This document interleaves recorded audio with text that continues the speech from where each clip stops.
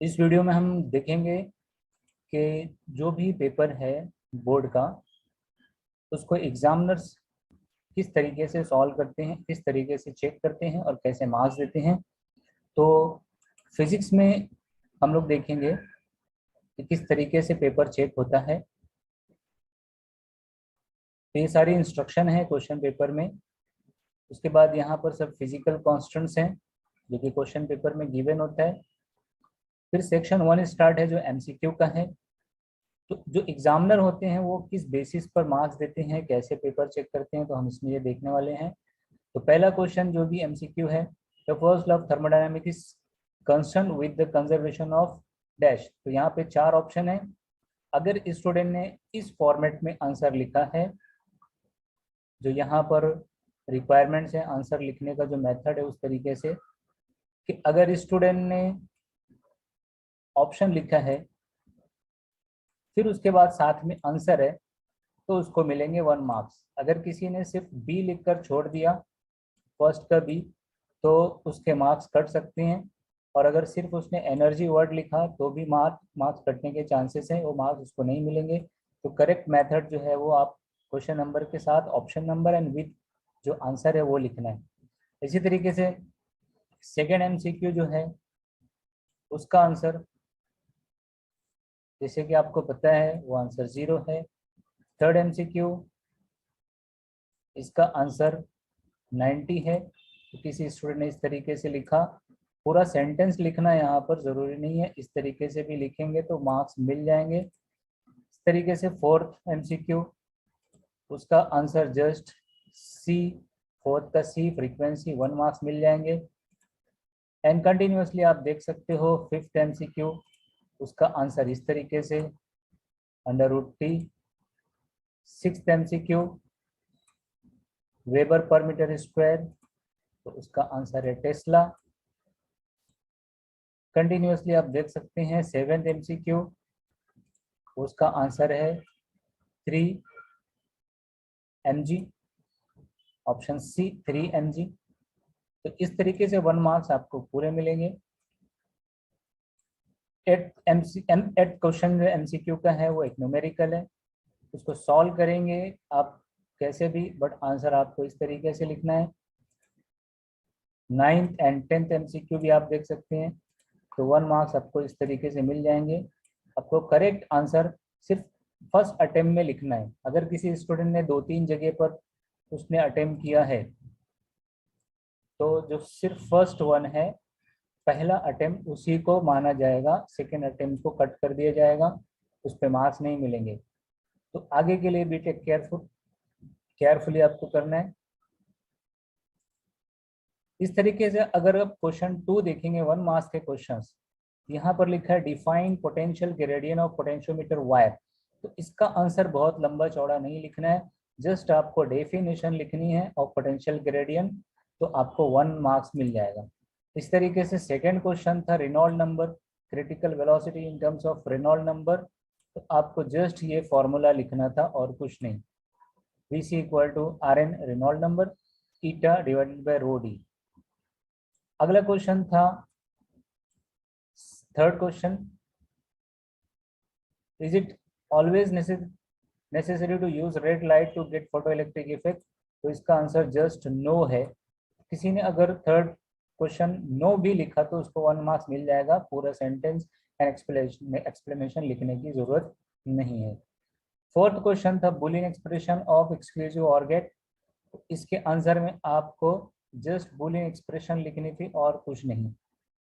तो text book में ये 2 तरीके से लिखा हुआ है, a bar dot B plus a dot B bar, वो इक्वेशन भी लिखेंगे तो 1 मार्क्स मिल जाता। फिफ्थ क्वेश्चन 1 मार्क्स का है, right the differential equation of angular SHM. तो जस्ट वो एंगुलर एसएचएम की इक्वेशन लिखनी है और कुछ नहीं।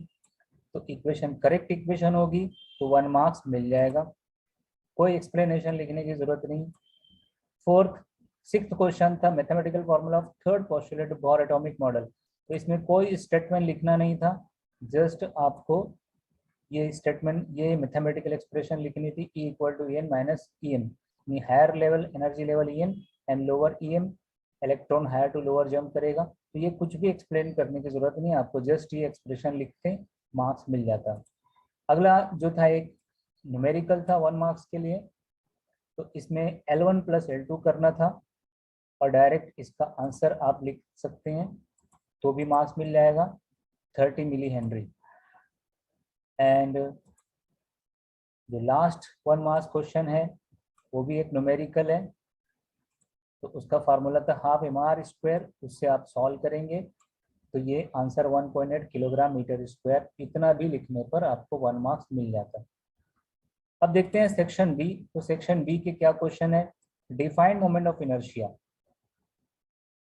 State its unit and dimension. तो इसको कंप्लीट 2 मार्क्स हासिल करने के लिए स्टूडेंट को लिखना होता पहले तो definition of moment of inertia, ये 1 मार्क्स मिल जाएगा।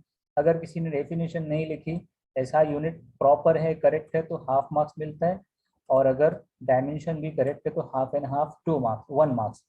तो डेफिनेशन है तो 2 मार्क्स, इसमें से कुछ भी मिसिंग है तो उसके करस्पॉन्डिंग मार्क्स उसके कम हो जाएंगे।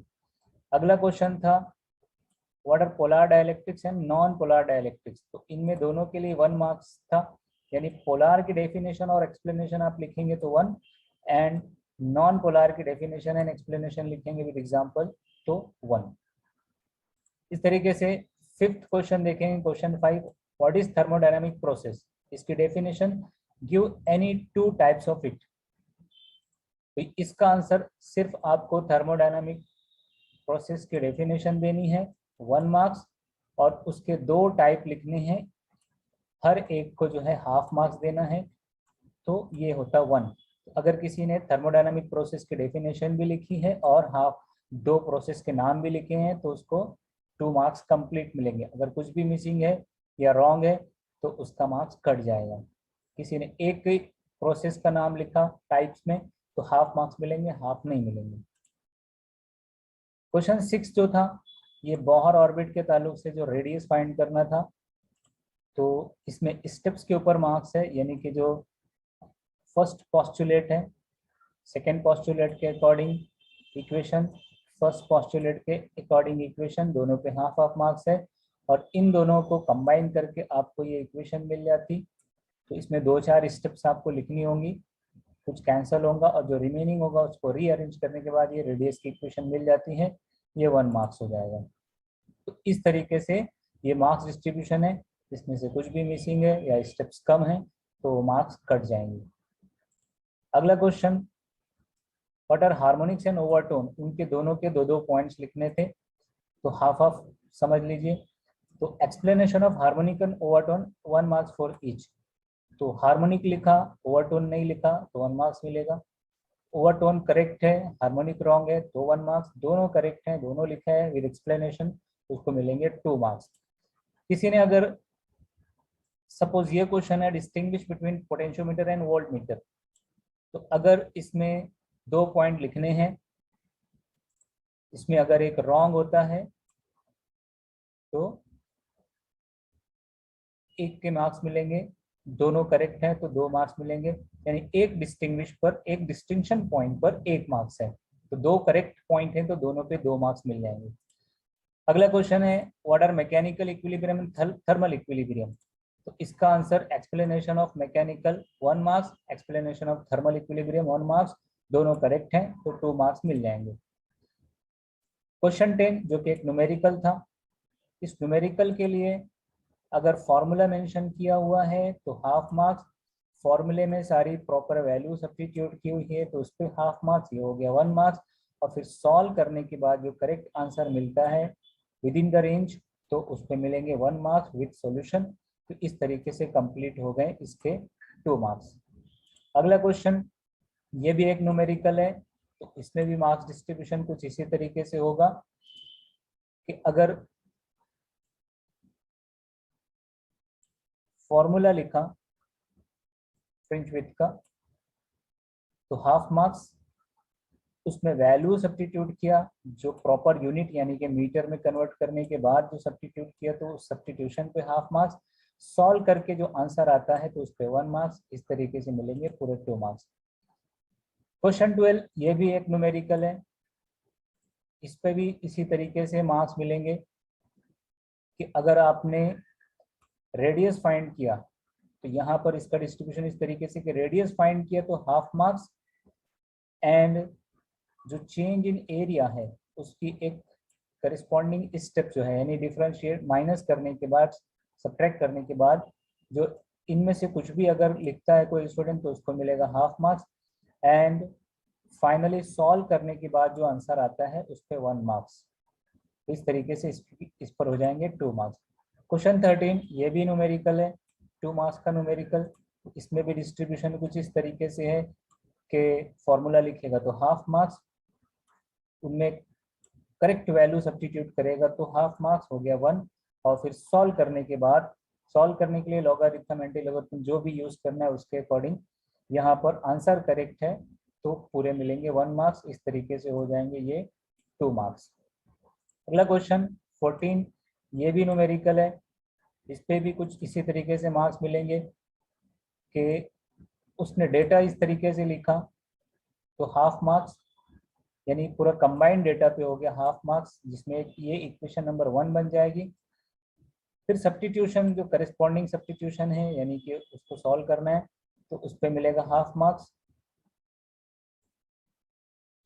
इस स्टेप को पहुंचा यानी CV मिल गया, CV की value I half marks, and फिर CP की वैल्यू मिलती है तो हाफ मार्क्स। इस तरीके से हो जाएंगे पूरे 1 मार्क्स।